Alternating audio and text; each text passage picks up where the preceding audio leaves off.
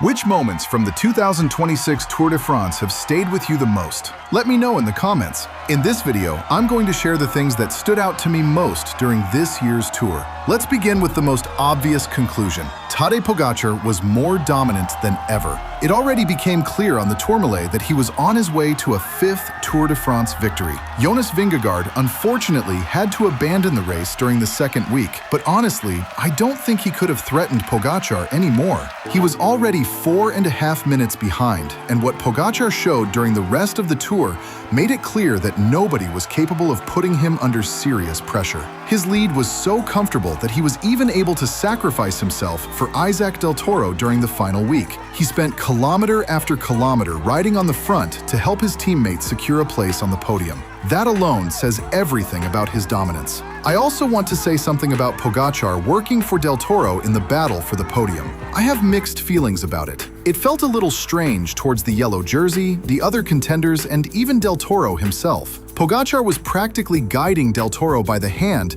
and kept looking back in a very deliberate way, making it absolutely clear that he was not riding for himself. Del Toro is a fantastic climber who is capable of finishing on the Tour podium without Pogačar's help. At times, however, it looked as though all he had to do was follow Pogačar's wheel. Personally, I think his podium finish would have been even more impressive if he had achieved it on his own. More than anything, it shows the incredible strength of UAE Team Emirates. Pogačar hardly needed Del Toro as a domestique, and by the end of the tour, Pogačar may actually have worked more for Del Toro than Del Toro worked for him.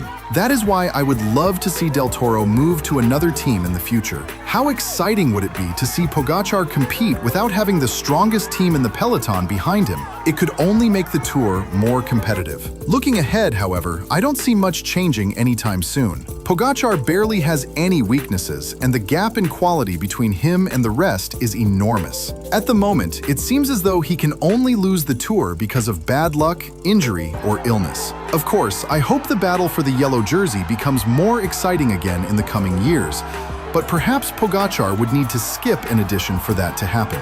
Another major winner of this tour, in my opinion, was Remco Evenepoel. His move to Red Bull BORA hansgrohe appears to have been exactly the right decision. He finished second overall, climbed better than ever, and clearly benefited from having a stronger team around him. Over the past few seasons, it sometimes felt as though his development as a Grand Tour rider had stalled slightly. This tour showed that he has now taken another major step forward. There is still one massive problem, however: Tadej Pogačar.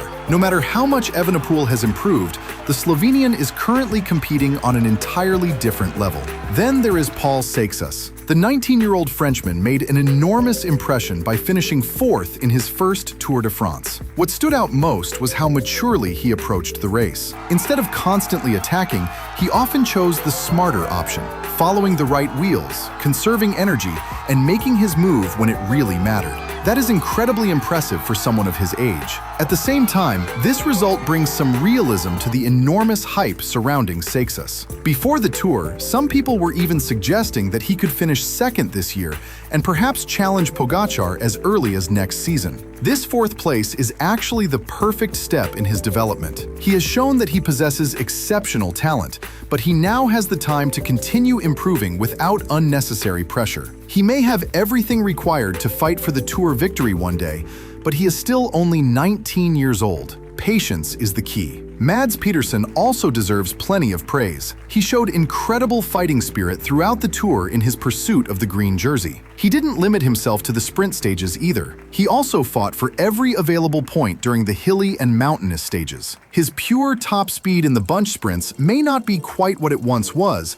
However, by collecting points on so many different types of terrain, he once again showed why he is one of the most complete riders in the peloton. Something else that stood out to me is that the group of riders capable of winning a tour stage seems to be getting smaller.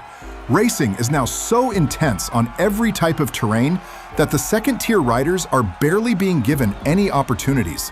Pogačar's dominance also plays a role in this. Because he wins so many mountain stages, the hilly and medium mountain stages become even more important for the other teams. As a result, those stages are raced incredibly hard, and we often see the same riders making it into the breakaways. The hierarchy has become very clear, and I do think that is a shame. The element of surprise is becoming smaller. In the past, it was much more difficult to predict who might come away with a stage victory. Those were my biggest conclusions from the 2026 Tour de France.